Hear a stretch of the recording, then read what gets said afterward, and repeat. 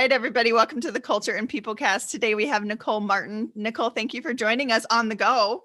Absolutely, my pleasure. And I'm thrilled to be on the go right before the second snowstorm comes later today. We're under a snow advisory. But as you know, it's wintertime and, the restrictions have slightly been lifted. And so now I have an in-person lunch right after this. And so I'm on the go and I'm taking you with me, but I'll be masked in short order, but enjoying some, in-person company for a valued client that wanted to see me in person today.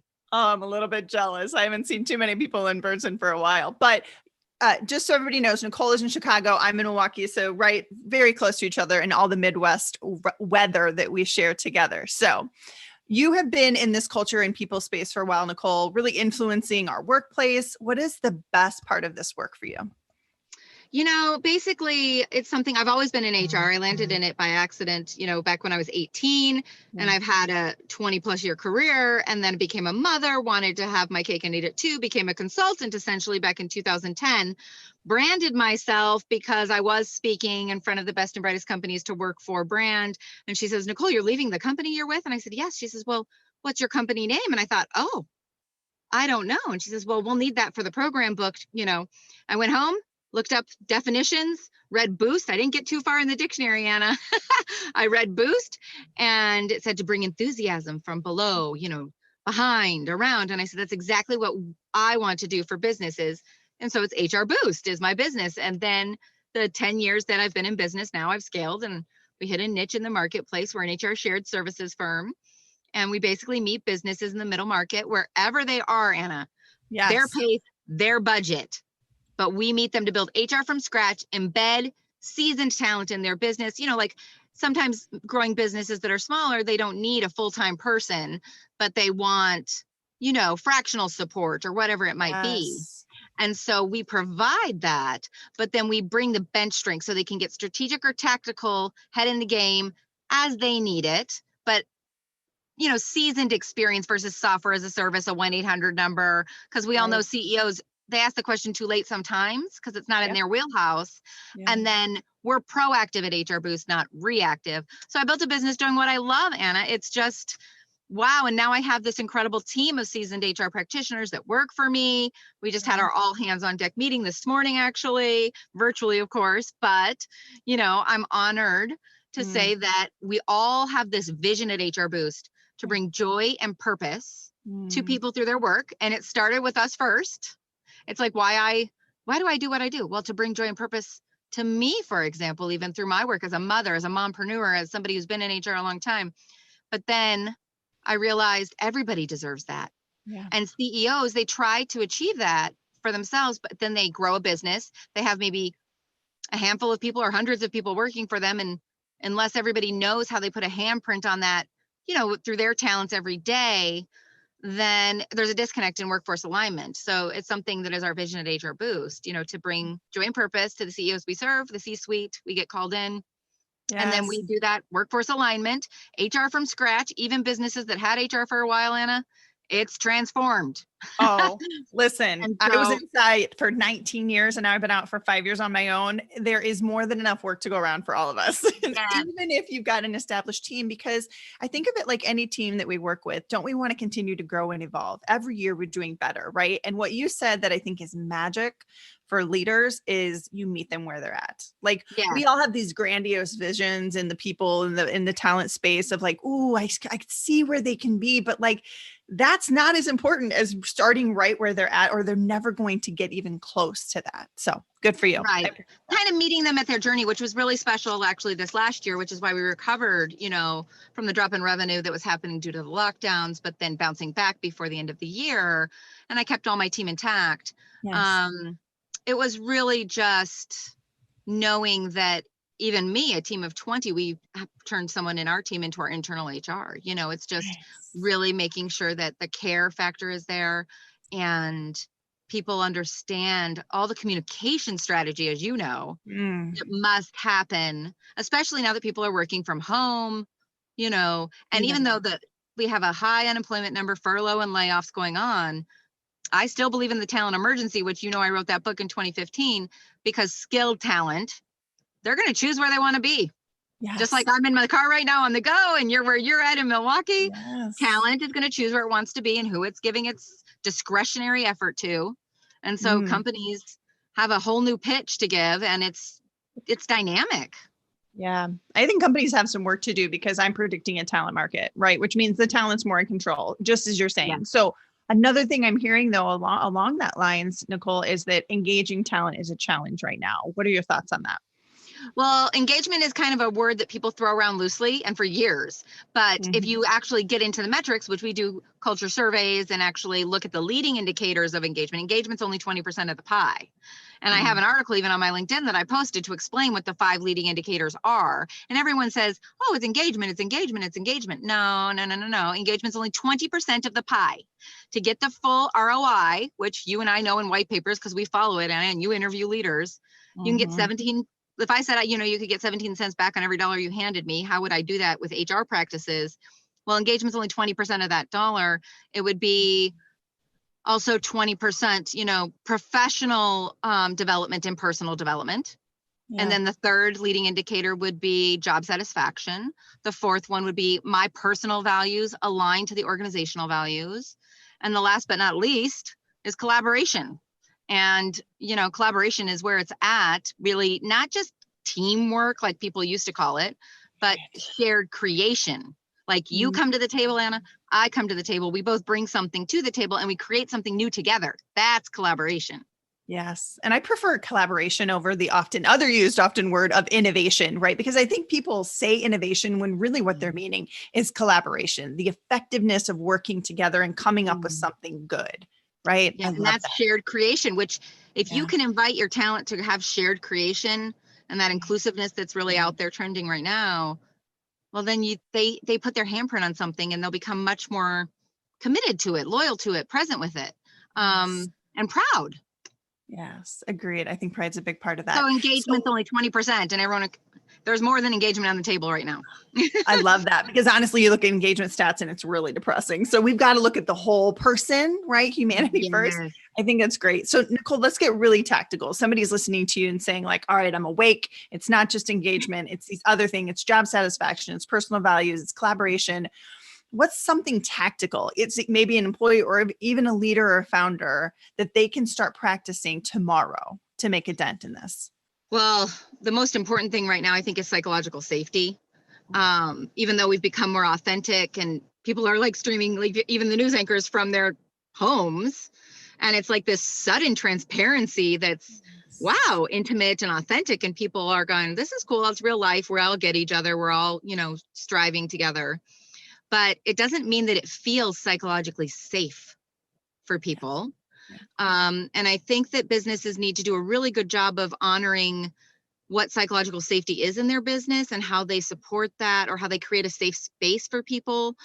Mental health is a huge challenge. We're seeing all these metrics on COVID, but there's other metrics that are deeply concerning right now. People are getting burnt out, depressed, et cetera. And you and I know that this isn't happening anytime soon. So psychological safety, how do we get psychologically safe with our teams? And the first step is getting real comfortable in our own skin and feeling okay to share.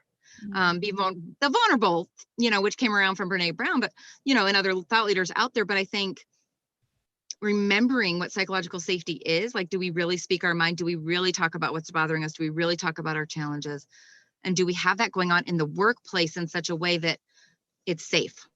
Yeah. Yeah. And it's always been a challenge, right? To be true your whole self and lead with real vulnerability, because I don't remember the statistics, but it was an alarmingly high number of people who still don't feel safe to express their stress and burnout in the workplace, right? So even if they're saying, I'm stressed because my kid's in and out of school, there's this whole other piece that is bothering them or could be contributing to their performance and their psychological safety around how overloaded that they are. Right. And that was witnessed when the majority of people that, lost their seats essentially or went back home and, left voluntarily. It's women. Women took a hard hit this last year. We're following the same trends as 1988 right now in terms of the female participation rate. That's shocking. It's like we went backwards. And it's because women just decided to say, instead of asking proactively, look, this is what I need right now. Can you give this to me? Some of them just decided to go home and say, I'll deal with that later. This is more important. When companies still needed that talent, maybe someone's looking for that talent. And women maybe needed to just step up and say, look, this is what I need. Can you help me? And even in my team, I have an all-female team. Not that I'm a feminist, but I have an all-female team, and they work together. They collaborate, and a lot of them are mothers. Some of them are grandmothers. Some of them have stayed virtual since the beginning. Some of them have been embedded in businesses since the beginning. But there's that collaborative share. And I started psychological safety. I mean, when the riots were happening, I had a meeting with my team, and I told them my authentic feelings that day. And I think I was even moved to tears. And my team, we ended up creating a very safe, intimate conversation that was private to us, but really started to establish it's okay to say things like this and talk, and it's okay to learn, say you don't know. It's okay. Yeah. I had a leader say that they weren't comfortable. Their team wasn't talking about any of the racial injustice or the police brutality because a member of their team, their parent was a police officer. So it was a sensitive topic. And I was like, hey, I get it, but that's even more reason why you should be pushing into this and letting people talk about it and being okay to disagree. And is it going to be sticky? It is, but humanity is sticky. Yeah. And I think that people try to avoid it because it could get complicated. It could get dicey.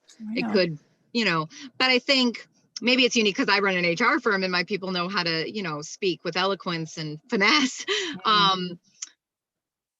Respect in the workplace means it doesn't get personal. So as long as we have safety to talk about facts and business implications and results without getting personal about you or pointing fingers, that's when it loses respect. And if we just keep it fact-based and unemotional, which is hard for people, then we can get to some safe conversations. And I think sometimes just saying, I hear you and I see you is really important right now. A lot of people are lonely and not admitting it. And I think it's okay to just say, this is a bummer. I'm alone. I haven't been in the same space, like with my team even for a year, which is amazing. Even though we're doing virtual meetings and things like that. I think, it's sad. There's a lot of grieving going on every level for every person in some way, somehow, some fashion. And so it's almost like you need new groups in businesses, like grief support, or I have chaplains in my workplace for my team. I think there's ways to build care into the workplace. And I think grief support, you nailed it. I'm going to make that a note from this is making sure we're promoting and providing support around grief, because it comes in a lot of different ways. I mean, I worked with a team who 60% of them had lost a loved one in the last 6 months to COVID. Now, it was a small organization, but that's still a lot of hurt and trauma. A lot of hurt, a lot. Yeah. And it doesn't have closure, right, Anna? Like, I think because people are saying goodbye, even in a way that's not anything we would ever reconcile with, it's not, there's no closure. Yeah, it's very so coming to peace with each other, I think, and support is really important. Yeah, peace and progress for sure. So Nicole, I know we're at time here and you've got to head in. Can we do 2 more quick questions? Of course, yeah. Okay, so first quick question, who else is doing some good work in the ring around people and culture? I think because women took such a hard hit, and even Latina and Black women, it's even more metrics on that. Maven put out a great survey if anybody's looking for metrics on that in terms of parents in the workplace and the impacts that we've had on the hit. So I would say people that are doing progressive things with women. So the first thing that comes to mind is this non-for-profit here in Chicago, if you're not familiar with it, Anna. It's Female Strong. Okay. And as much as I wrote, No Fear Negotiation for Women, and I'm about women's empowerment and bringing women into the workplace and changing the way we work so that people can work life balance, not work-life balance. Female Strong is an amazing non-for-profit that really reaches out to the next generation. And so like the co-founders, Emily Smith and Lori Hilson Tromsky, these are both women that founded this organization before COVID, long ago, and are changing the whole concept that the young women that are out there, girls, can't accomplish the same things that men accomplish. And you and I both know that that's true, that we can. And most of people that I work with, men and women, know that. Yeah. But the workplace, still the policies, the approach to scheduling, the way in which we look at productivity and commitment, those things need to change so that diverse people with diverse stages of life and the hours in which they have peak performance in a day, all that needs to really change. But maybe it's not going to happen for you and I right now, where we're in the trench, we're in there, we're doing it. but the next generation, the Female Strong organization, they're doing investments. I mean, I went to pitch sessions with female entrepreneurs that are giving money and capital investments into entrepreneurs who are young, who ultimately are starting businesses when they're 11, 12, 13. It's amazing. Yes, I love it. Okay, we will put them in the show notes so that people can link into them. And then that last question is a favorite resource for you. I know, I think the resource that you included was The Power of Joy and Purpose. Oh, that's an authentic book that I wrote in 2018. Okay. It is a Facebook group that I also have, The Power of Joy and Purpose. It's from my favorite quote that I live by, which is presence is more than just being present.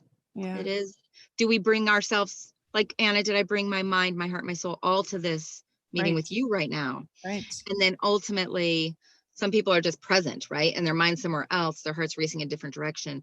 So it's like a grounding quote that I say to myself to bring myself back to you.